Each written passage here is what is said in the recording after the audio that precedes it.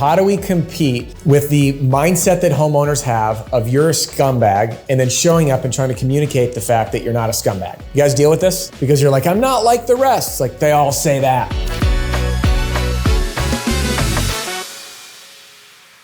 Technique called elicitation. I also learned this from Jack Schaefer in his other book called The Truth Detector, also worth a read. And this technique, many of you guys might be using, and I want to teach you it and then show you the application in roofing sales. For example, if I see someone wearing a wedding ring, Melissa, let's say, wedding ring, beautiful. How long have you been married? That's a fair question, right? How long have you been married? Now, I could ask anybody that question, but what I couldn't ask a stranger is, Melissa, what's your anniversary? If Melissa was a stranger, be like, what the hell? Why do you want to know my anniversary? Well, anniversaries are a common number that's included in people's passwords. So if I wanted to crack someone's passwords, I'd get birth dates and anniversary dates. And those are things that you can't ask for. But if Melissa says, oh, I was married for 10 years, I'd be like, beautiful.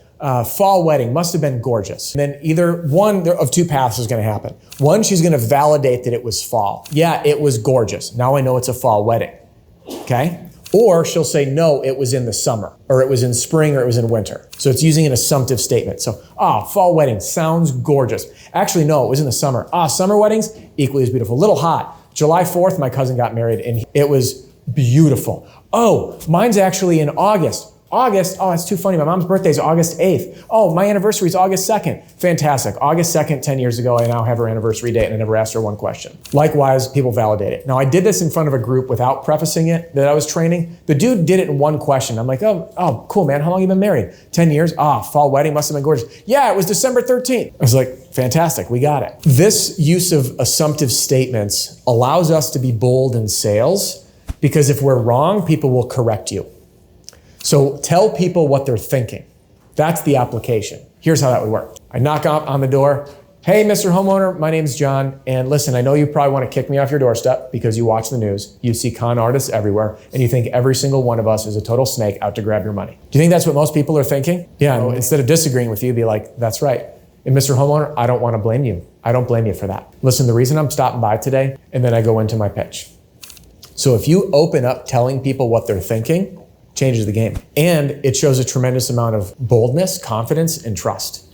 And we can also do this on the retail side. So Mr. Homeowner, listen, I know as you're getting retail estimates, you're probably looking for a contractor first that you like and that you trust, who's gonna provide a fair value to the roof because you don't wanna feel like you're being taken or overpaying. And you wanna work with a company who's actually gonna do a good job and stand behind the roof so you're not featured in the news being taken by some other roofing scam artist here in Texas. And they're gonna go, that's exactly what I'm looking for. And now I'm not telling them that I'm not that, I'm just addressing them head on of what they're thinking. And you'll find that when you do this, it disarms them. It's a strategy of joining the conversation that is already going on in their mind. Don't fight it. Don't pretend you're not it. Tell them their own story. Like earlier when I opened this up, I told a lot of you your own story. Coming into this business, not doing well, wanting to find a better life for yourself, wanting to earn a real living. Maybe it was the only place that would give you a shot. Now, I know that's not everybody's story, but for those that are their story, doesn't that hit home hard? You're like, that's freaking me. Yeah, it's personal. Does that answer your question? Yeah. The things that are scary, we face head on.